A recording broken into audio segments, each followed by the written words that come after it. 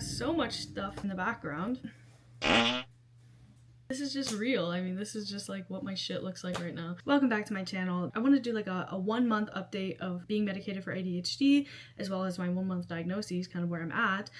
So I thought it'd be a little bit of a different video. Some of you might find it interesting. I know when I was getting diagnosed, I was looking at content like this because I was very curious if people were, you know, feeling similar. I do have to go pick up my script. My ADHD meds are out. I need to go pick them up. They were also out, like sold out. That happens a lot with ADHD medication. Vyvanse, my Vyvanse was sold out. I had to skip my medication yesterday, but I took it today and I gotta go pick up my refill now. I'm still kind of navigating things, so I thought it'd be interesting possibly for some of you. This is what my creative space looks like right now. I do need to clean. I need to organize. It's not that things are dirty. It's that there's just a project that I'm working on this week. My makeup desk, my vanity, if you will, it is very disorganized. It's kind of our like storage room. I just thought this is very real. I'm not like intentionally staging my place to like look aesthetic or anything like that. This is what my creative space looks like most of the time. I say creative space, pretty much all of my space. It is something that I continuously work on. My husband is a very organized person. I am the opposite, and I hate that. I also know that I'm fighting my brain. He's very patient with me, and I appreciate that. Appreciate the grace, because I need it. Because I do try. I don't want to be like this. It is a continuous effort. It's very difficult with an ADHD brain. But anyways, let's talk about it. Just to give a little TLDR, I had learning disabilities diagnosed in high school. Had learning disabilities my whole life. Things like dyslexia. I've always had generalized anxiety disorder. I was diagnosed with depression at a really young age. I started going to therapy when I was like 9 or 10 years old. After my dad had passed away, I had been through some really bad trauma. I've always had a PTSD diagnosis, anxiety, depression, since I was a child, since I was elementary school age, okay? ADHD runs in the family. I always had issues concentrating in school. Test taking, I would always fail tests because, well, one, I felt like I couldn't study for tests. I felt like I couldn't retain any information, especially if it was a subject I was not interested in. No matter what I did, how long I would sit down and study, it would not matter. Math and science specifically, really hard for me. Failed many math classes in middle school, high school, and college, okay, in 2 different states. Thank you. You may applaud, because I did fail quite a bit. I ended up with a bachelor's degree in STEM. Let's go. I'm a woman in STEM. Anyways, I always struggled. It's not new for me. I was maladaptive daydreaming a lot. Maladaptive daydreaming in class, like the doctors were just like, oh, it's because she has so much trauma. Like she has so much anxiety from her trauma, her PTSD. That's why she is the way that she is. No one wanted to investigate further. It was hard enough. Not hard to get my diagnoses from a standpoint of like I was testing very depressed, very anxious, XYZ. So much so that my doctor even told my parents when I was, you know, supposed to be getting my license, like, hey, stop pushing her. Like she needs time. Her anxiety is so bad. Don't push her. I was struggling with something more. I was always told growing up that I was lazy. I just didn't care, you know, chalked what my struggles were just up to me having severe trauma. I'm trying to be quick about it, but I have so much lore to me. This is not even scraping the surface. There were signs there. I'm a woman. It was harder for me to be diagnosed. Being late diagnosed, unfortunately, is common in women, okay? Because they're not looking at the same signs that they look at traditionally for men. There's that going for me, okay? Fast forward to a few years ago, around the pandemic time, I was struggling a lot. My depression and things too, and executive function problems is incredibly triggering for some people, so, you know, skip this part if it's too much. My food noise, insane. All I would think about is food. Like the dopamine hit I would get, I'm not trying to flip you off, I'm sorry. The dopamine hit I would get, absolutely insane. Like all I would do is think about food when I was at work, when I was at school, when I was at home, all I could think about was food. But then like my motivation to work out or do anything else, like so low, especially if I had class and work that day, like I'm not getting anything else. I'm not even getting laundry done. Doing basic things that regular working brains or like normal working brains just don't even think about twice, like they just do things, I cannot do. It feels like climbing an impossible mountain. I held a lot of resentment for myself. I still hold a lot of resentment for myself because of that. Just like self-hate because of things like that. Again, now I know there's a reason behind it. It's not a purposeful thing. It's not a moral failing on my part. It's just how my brain works. And that sucks. Just to be honest, that sucks. You have to learn to adapt. I hate to say live with it. That's why I'm in therapy, you know? Anyways, because I have a wheelhouse of other problems. Anyways, I go to my primary doctor. This is like before Ozempic's a thing. She's like, let's put you on phentermine, which if you don't know what phentermine is, it's literally an amphetamine. It's a stimulant. I don't remember what receptors it works in your brain. It's supposed to make you like not think about food, not be hungry and shit like that. Mind you, I'm still in college at this point. I take phentermine and I go to class. I had never focused so well in my entire life. I was locked in. I was locked the fuck in. I thought, oh my God, this is awesome. I wasn't feeling high or feeling like, things like that. But I was like, I am focusing on one thought almost at a time. My very busy, racing thought brain, multiple things that I'm thinking about at once. And I've always had that. I've always had a hard time with racing thoughts, and not like necessarily anxious thoughts, but like, yes, anxious thoughts, but racing, just like I'm thinking of so many things at once. And so trying to focus is so hard. Lost a little bit of weight, which at the time I was like, yay, something, because I felt like I couldn't do anything. Severe symptoms that come along with taking phentermine were just not worth it to me anymore. The adverse side effects I was having was just too much. I got off of it. Man, whatever's in phentermine makes me focus. I remember telling my doctor that. She was kind of like, huh, that's interesting. That was the end of that conversation. When I started doing research of like, hey, like I took phentermine for weight loss or whatever briefly, and I feel like I could really focus for the first time. People were like, oh yeah, that's how I found out I had ADHD.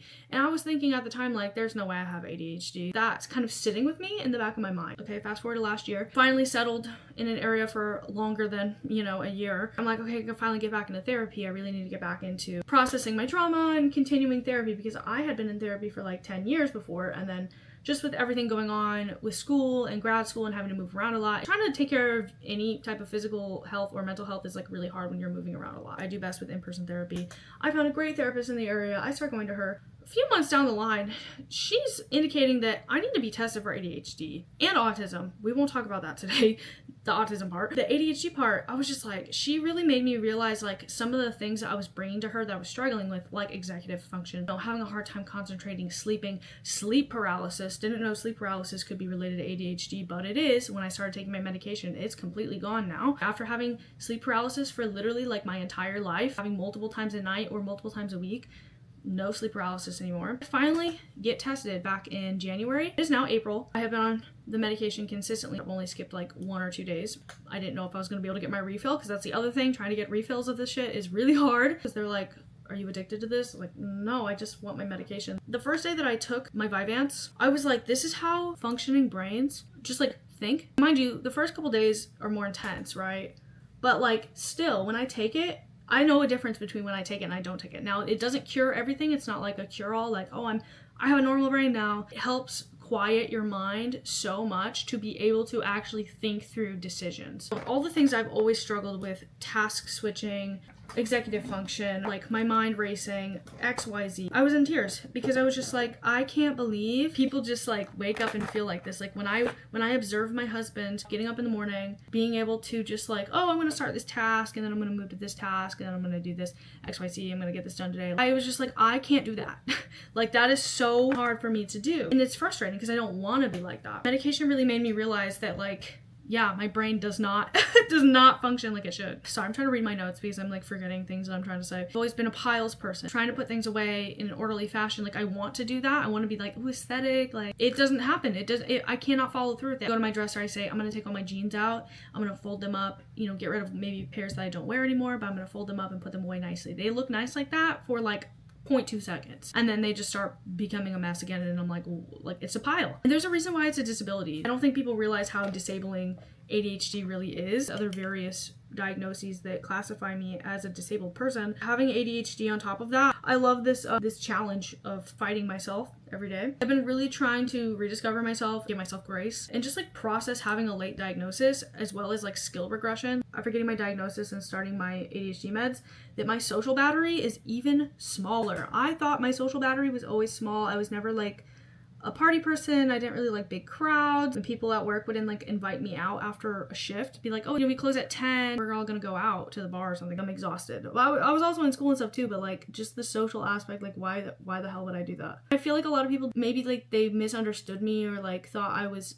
a bitch because of that, but like I just, and I was never mean. Like when I turn people down, I'd be like, oh, that might be fun, or there are a few times I tried to go out, I was just like, I'm just awkward. Like when I'm in these spaces, I'm just like, awkwardly standing there like, yeah, like I'm totally not overwhelmed and overstimulated right now by the noise and the people. I don't know, it's just funny to say out loud because I was ashamed of these things for a while, where I was just like, why don't I want to do like what everyone else my age is doing, like partying and stuff? Why don't I care about doing that? Like, why do I not have the energy to do that? Now, some of that could be related to autism, but again, this video is not about that. This video is not about that. We're talking about ADHD. Especially at the beginning of like my diagnosis, 4 months. Gosh, okay, it's been about 4 months now. I was feeling a lot of anger. Yeah, I was feeling a lot of anger towards like family members and things. I'm not gonna like go too far into like specifics with that, but like, yeah, I was feeling some type of way because I was just like, you knew I was struggling. You called me lazy and called me, you know, names and stuff. You knew I was struggling. Like I wasn't choosing to be like this. And so I think I still have moments where I have a really hard time accepting the fact that like being diagnosed as a woman, as a girl, is a lot harder, unfortunately. Yeah, I think it's a really hard thing to accept, on top of everything else that we just deal with as humans, as people. So it's been really hard. I think 2 things can be true at once. We acknowledge that there are, you know, adults in your life who maybe didn't necessarily pay close enough attention or take the time to really like understand what was going on with their child, but also understand that some of those people were fighting battles too while having a child. Choosing to not have children, I guess I should say, is something that I take very seriously because it is a serious thing, and I would not wish the struggles that I continue to deal with and I will continue to deal with the rest of my life. I don't wish that on anyone. This video isn't about why I'm choosing not to have children. These conversations around late diagnoses, I think, are important and should continue to happen, because beating ourselves up over something that we literally can't control, other than trying to find coping skills and access to like, we're not even talking about access to like mental health care, right? Or even the ability to buy your medication or to get a late diagnosis. Like some people just can't afford that. I feel very privileged to, unfortunately I have to say this, but very privileged to be able to have gotten my diagnoses when I did. It took a very long time, and that sucks, but also I recognize the privilege that comes with being able to get a diagnosis at all. I just realized my TV's been on this whole time too. Hear a little TV, a little YouTube on in the background, sorry. Ambiance music. A lot of people say getting on Vyvanse, they sleep worse. I'm telling you that being able to fall asleep and stay asleep, way easier for me on Vyvanse. Obviously everybody's different with that stuff. I'm just telling you my experience. I have been sleeping way better. That doesn't mean there's not nights that I have a harder time sleeping. I try to take magnesium, melatonin. I think sleep way better on Vyvanse, and part of that, like I said, is because the sleep paralysis is not causing me harm every freaking night. So that's awesome. If I am mid scroll on TikTok and my medication kicks in, I'm fucked. Like that's the rest of the day scrolling. If I'm not locked in already doing what I need to be, like start doing, like my list of things I need to do or something, if I'm not already starting that while my medication's kicking in, like I am pretty much screwed. Say like, oh, I want to work on this sewing project today, but I also need to do laundry. Just realized as I'm talking in real time, my laundry is in the dryer from yesterday. Fuck, I need to get that out. What I'm saying is I've started another task already. There's no going back. I have a hard time task switching, not just like remembering, but also just like initiating that start. She's in her little hot spring with her friend. I don't know if you can see that. Okay. I have a hime cut right now. I feel like I don't know how to style it properly. I think I'm going to grow it out and try again. They look killer. They look grown out. I have a keratos pilaris, so I have an overproduction of keratin. Get those little bumps on the back of my arms, but that also means my nails grow really fast and my hair grows really fast. I'm very thankful for that. Good job, genetics. Thank you. Thank you. That's something I actually like need. Thank you. Thank you so much for watching my video. I reached 40 subscribers. That's awesome. Definitely check out some of my other videos, my other content that's maybe not so serious. Surpassed 5,000 on TikTok. Let's go. Where I post the most that I have the last several years have been pretty consistent. So check me out on TikTok. It's at Feline Queenie. I'll see you guys next time. Bye. Whoa, pulling my hair out. Bye.